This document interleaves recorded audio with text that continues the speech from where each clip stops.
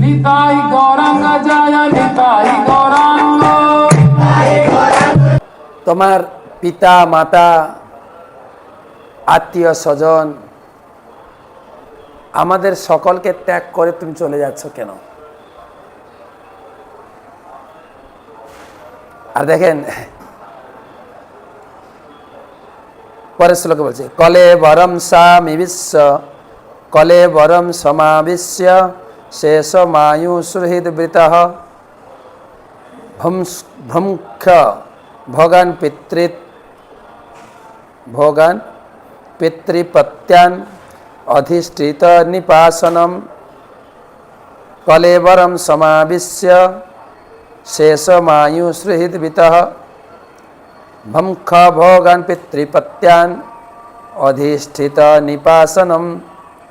যেহেতু তোমার অকাল মৃত্যু হয়েছে তাই তোমার আয়ু এখনো অবশিষ্ট আছে, অতএব তুমি তোমার দেহে প্রবেশ করে বন্ধু বান্ধব ও আত্মীয় স্বজন পরিবৃত হয়ে অবশিষ্ট আয়ুষ্কাল ভোগ করো। তোমার পিতৃ প্রদত্ত রাজ সিংহাসন এবং সমস্ত ঐশ্বর্য গ্রহণ করো। বলছেন তুমি আর কিছুদিন বেঁচে থাকো, আর কিছুক্ষণ তুমি বেঁচে থাকো, আর দেখবো বেঁচে যাবে, কিন্তু সে বেঁচে যাবে। আপনি মনে করবেন এটা সম্ভব হয় নাকি? হতে পারে। শ্রী চৈতন্য মহাপ্রভু শ্রীবাস অঙ্গনে যখন কীর্তন করছিলেন, শ্রীবাস ঠাকুরের পুত্র মারা যান। চৈতন্য চরিতামৃতে যে কাহিনী শোনা যায়। আর তখন মহিলারা এই পুত্র বিয়েকে কান্না শুরু করেছেন। শ্রীবাস ঠাকুর কান্নার শব্দ শুনে ভিতরে গিয়ে জিজ্ঞাসা কি হয়েছে, কান্নার কারণটা কি? বলছে ছেলে মারা গেছে। শ্রীবাস ঠাকুর বললেন সে কি, বাড়িতে স্বয়ং লক্ষ্মীপতি ভগবান নারায়ণ চৈতন্য রূপে আমাদের বাড়িতে নৃত্য করছেন, হরিনাম সংকীর্তন করছেন, তো আমাদের তো কোনো অমঙ্গল হতে পারে না। তো তোমরা চুপ করো, যা হয়েছে হয়েছে, চুপ করো। সেটাকে চুপ করে থাকার পরিস্থিতি বলেন? মহিলারা কান্না কান্না কান্না কান্নাই করছে। তখন শ্রীবাস ঠাকুর খুব কড়া করে বললেন, তোমরা যদি কান্না না বন্ধ করো আমাদের প্রভুর কীর্তনে বাধা হবে, সেটা আমি সহ্য করতে পারবো না। প্রভুর অসন্তোষজনক কার্য আমি কিছু করতে পারবো। আমরা তো সেটাই শিখছি, ভগবান কৃষ্ণের সন্তুষ্টি বিধানের জন্য সব কিছু কর। গীতায় ভগবান বলছেন যজ্ঞার্থাৎ কর্মনহনত্র লোকয়ম কর্মন, যাতে ভগবানের সন্তুষ্টি হয়, গুরু বৈষ্ণবের সন্তুষ্টি হয়, সেই উদ্দেশ্যে আমাদের কাজ করতে হবে। তাই শ্রীবাস ঠাকুর বললেন তোমরা প্লিজ কান্না বন্ধ করো। যদি তোমরা কান্না বন্ধ না করো, পুত্র তো গেছে, এবারে আমি গঙ্গায় ঝাঁপ দিয়ে আত্মহত্যা করব।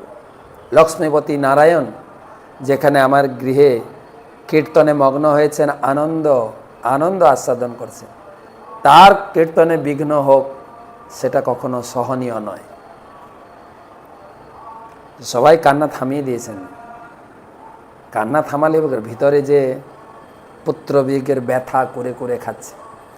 মহাপ্রভু তো অন্তর্যামী। মহাপ্রভু বলেন শ্রীবাস, আজকে যে কি হলো কীর্তনে, আমি তেমন আনন্দ পাচ্ছি না। তোমার ঘরে কি কিছু অঘটন ঘটেছে?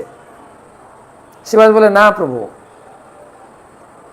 যার নাম স্মরণ করলে জীবের মঙ্গল হয়, সেই মঙ্গলপতি ভগবান আপনি আমার গৃহে রয়েছেন, আপনার চরণ দুখানা আমার গৃহে রয়েছে, সেখানে কোনো অমঙ্গলের প্রশ্ন আসেনি।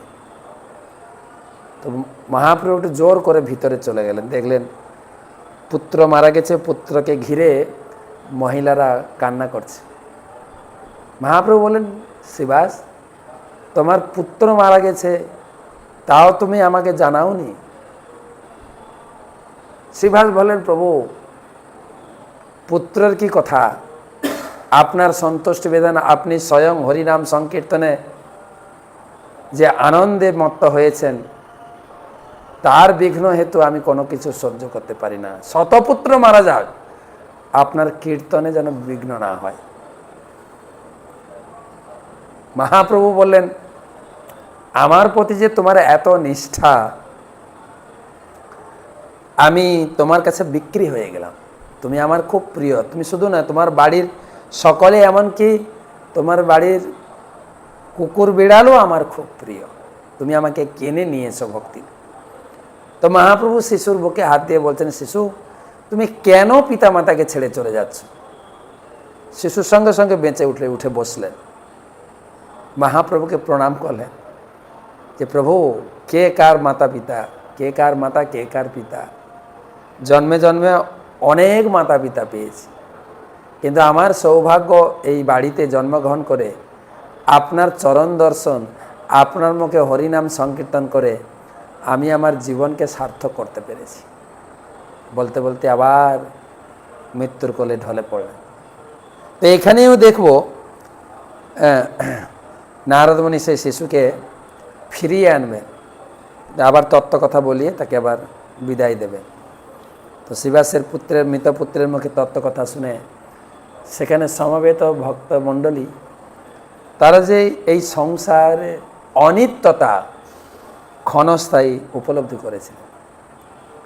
তো নারদমণি সে শিশুর বুকে হাত দিয়ে বলছেন, বৎস, মাতা পিতা আত্মীয় স্বজনকে দুঃখ দিয়ে তুমি চলে যাচ্ছ কেন? তোমার আয়ু এখনো আছে, তুমি ফিরে আসো, পিতামাতার সঙ্গে তুমি বাৎসল্য রস আস্বাদন করো এবং পিতার অফুরন্ত রাজ্য তুমি ভোগ করো। শ্রী জীব উবাচ কস্মিন জন্মনি অমিম্যহম পিতর মাতর ভবন কর্ম বিভ্রাম্যমাণস্য দেবতীর্যম নিজনিষু। জীব উবাচ কস্মিন জন্মন্নমি মহ্যম পিতর মাতর ভবন কর্ম বিভ্রাম্যমাণস্য দেবতীর্যম নিজনিষু। নারদমণির যোগ বলে জীবাত্মা কিছুকালের জন্য তার মৃত শরীরে পুনঃ প্রবেশ করে। নারদমণির অনুরোধের উত্তর দিয়েছিলেন, আমি আমার কর্মফলের ফলে এক দেহ থেকে আরেক দেহে দেহান্তরিত হচ্ছি, কখনো দেবজনিতে, কখনো নিম্নস্তরের পশুজনিতে, কখনো বিকলতারূপে এবং কখনো মনুষ্যজনিতে ভ্রমণ করছি। অতএব কোন জন্মে এরা আমার মাতা পিতা ছিলেন? প্রকৃতপক্ষে কেউই আমার মাতা পিতা নয়। আমি কিভাবে এই দুই ব্যক্তিকে আমি মাতা পিতা রূপে গ্রহণ করতে পারি? নারদমণির প্রশ্নের উত্তর দিচ্ছেন যে তুমি তোমার মাতা পিতা আত্মীয় স্বজনকে দুঃখ দিয়ে চলে যাচ্ছ কেন? তখন সেই শিশু বলছেন, কোন জন্মের মাতা পিতা? তার মানে অনেক জন্ম আমরা মাতা পিতা পেয়েছি। এখানে বলছেন দৈবক্রমে, কর্মের ফলে এক দেহ থেকে আরেক দেহ থেকে, কখনো পশু, কখনো দেবতা, কখনো মনুষ্য, মন্ত্রী, কখনো প্রজা, কখনো রাজা ঘুরছি। কোন জন্মের পিতামাতা এনারা?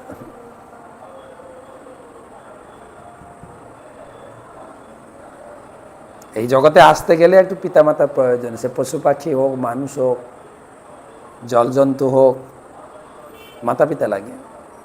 তাই আসার জন্য মাতা পিতা পেয়েছি। ইনারা কোন জন্মের মাতা পিতা?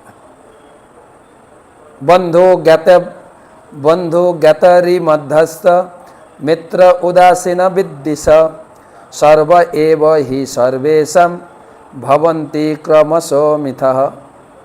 বন্ধু জ্ঞাতরি মধ্যস্থ মিত্র উদাসীন বিদ্বিষ সর্ব এব হি সর্বেশাম ভবন্তি ক্রমশো মিথ। সমস্ত জীবদের নিয়ে নদীর মতো প্রবাহমান এই জড়জগতে সকলেই কালের প্রভাবে পরস্পরের বন্ধু, আত্মীয়, শত্রু, নিরপেক্ষ, মিত্র, উদাসীন, বিদ্বেষী আদি বহু সম্পর্কে সম্পর্কিত হয়। এই সমস্ত সম্পর্ক সত্ত্বেও কেউই প্রকৃতপক্ষে কারো সঙ্গে নিত্য সম্পর্কে সম্পর্কিত নয়।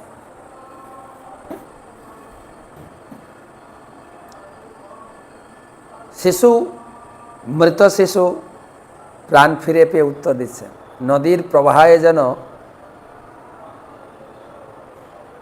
কাস্টে লাগে তীরে। নদীতে দেখবেন খড়কুটা ভেসে যাচ্ছে, কোথাও যদি একটু তীরে কোনো আশ্রয় পেয়ে আটকে যায়, সেটাই বলছেন। নদীর প্রবাহের মতো এই জগতে পরস্পরের বন্ধু, আত্মীয়, শত্রু, নিরপেক্ষ, মিত্র, উদাসীন, বিদ্বেষী বহু সম্পর্কে সম্পর্কিত, কিন্তু এগুলো নিত্য সম্পর্ক নয়। আবার যখন জলের একটু জোরে তাড়ন আসবে, সব ভেসে যাবে, আর হচ্ছেও তাই। আমি এই জলের প্রবাহমান, আপনারা জানবেন 2012 সালে যখন 4 ধাম উত্তরাখণ্ড, কেদারনাথ, বদ্রীনাথ, গঙ্গোত্রী, যমুনোত্রী যখন ধস নেমেছিল, হড়পা বন্যা হয়েছিল, কত বড় বড় পাহাড় পর্বতে ধস খেয়ে নদীর স্রোতে জলের তাড়নায় ভেসে গেছে। দেখছিলাম একটা ছোট ভিডিও ক্লিপ, যে তারা 4 ধাম দর্শনে গিয়েছিলেন একটা ফ্যামিলি, বেশ কয়েকজন, একটা ফ্যামিলিতে প্রায় 7 জন না 8 জন ছিলেন। তারা ছোট্ট একটা নদী, একদম গোড়ালি জল বলতে গেলে, হাঁটু জলও না, গোড়ালি জল। তারা নদীর ওপারে ছিলেন, ঝিরঝির করে বৃষ্টি হচ্ছে, পাহাড় থেকে নামছিলেন, নদীটা পেরিয়ে এপারে আসবেন, হঠাৎ জল একটু বাড়তে শুরু করলো। বাড়তে বাড়তে নদী পেরোচ্ছিলেন, হাফ লোক পেরিয়ে গেছে, 4টে লোক ধীরে ধীরে পেরোচ্ছিল, জল বাড়তে থাকলো বাড়তে থাকলো বাড়তে থাকলো, আর নদীর এপার থেকে, নদীর পাড় থেকে আজা আজা আজা এরকম ডাক মারছে, আজাও। চোখের সামনে জলের তড়ে ভেসে গেল 4 জন। দেখেন নদীর প্রবাহে যেন কাজটা লাগে তীরে। আর তাছাড়া তো এই যে এখন বর্ষাকাল চলছে, বন্যাতে দেখবেন কিরকম ভেসে যাচ্ছিল। তো এইটা তো নদীর স্রোত দেখছে, ঠিক এরকম জন্ম মৃত্যুর চক্র। সত্যযুগে তবু আয়ুষ্কাল বড় ছিল, একটু জড় জগতে একটু আনন্দ ফুর্তি করা যেত। এখন তো মাত্র 60-70 বছর, জন্মগ্রহণ করে পায়ে দাঁড়াতে দাঁড়াতে 3 বছর লেগে যায়, আর ইনকামের পায়ে দাঁড়াতে 25-30 বছর লেগে যায়। তারপরে শখ করে বিয়ে, বাঙালির বিয়ে করার পর একটা বাড়ি লাগবে, বাড়ি প্রায় তৈরি, টাকা জোগাড় করতে চাকরি খতম, রিটায়ার। তখন তো দেখা গেলো ছেলে মেয়ে ঠিকভাবে প্রতিষ্ঠিত হয়নি, মেয়ের বিয়ে হয়নি, ছেলে চাকরি পায়নি, সেই অবস্থা ছাড়তে হয়। আর এই চিন্তা করতে করতে ব্যাস এই জগৎ থেকে বিদায়। কি যে সংসারের ভোগ, মানে জীবনটা যে ক্ষণস্থায়ী উপলব্ধি করা যায়। তারপরে এই শাস্ত্র অধ্যয়ন আর যেভাবে মিডিয়া মেসেজ, লোক কিভাবে মরছে, তাতেই মোটামুটি একটা উপলব্ধি হয়ে গেছে জীবনটা ক্ষণস্থায়ী, খুব ক্ষণস্থায়ী। তাই প্রভুপাদ এই জড় জগতে আমাদের অভিজ্ঞতার মাধ্যমে দেখতে পাই, আজ যে বন্ধু কাল সে শত্রুতে পরিণত। শত্রু অথবা মিত্র অথবা আপন পর, এই সম্পর্কগুলি ক্ষণস্থায়ী। গত অধ্যায়ের, মানে আগের অধ্যায়ের লিঙ্ক করে আমি বলছিলাম যে এই ছেলে মেয়ে জন্মগ্রহণ করে কত আদর যত্নে ভালোবাসায় বড় হচ্ছে, আর যখনও আরেকটা ছেলে মেয়ের পাল্লায় পড়ছে, সঙ্গে সঙ্গেই বাবা মার সঙ্গে, আত্মীয় স্বজনের সঙ্গে সম্পর্ক ছিন্ন করছে, মুহূর্তের মধ্যে সম্পর্ক ছিন্ন। কিরকম পরিস্থিতি!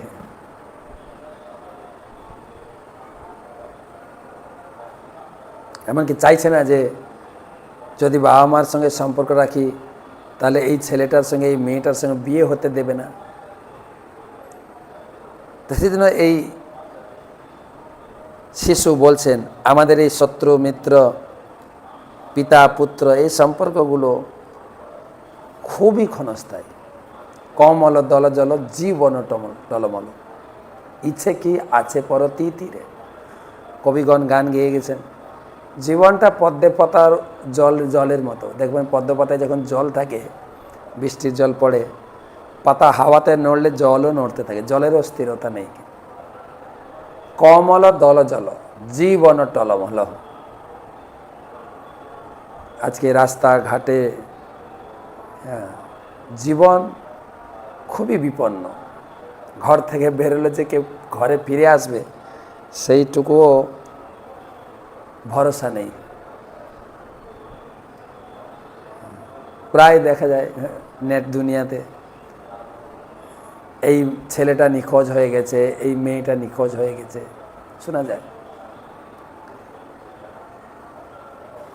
তো মূল কথা হচ্ছে চিত্রকেতু রাজার কাহিনী তো একটা রূপক।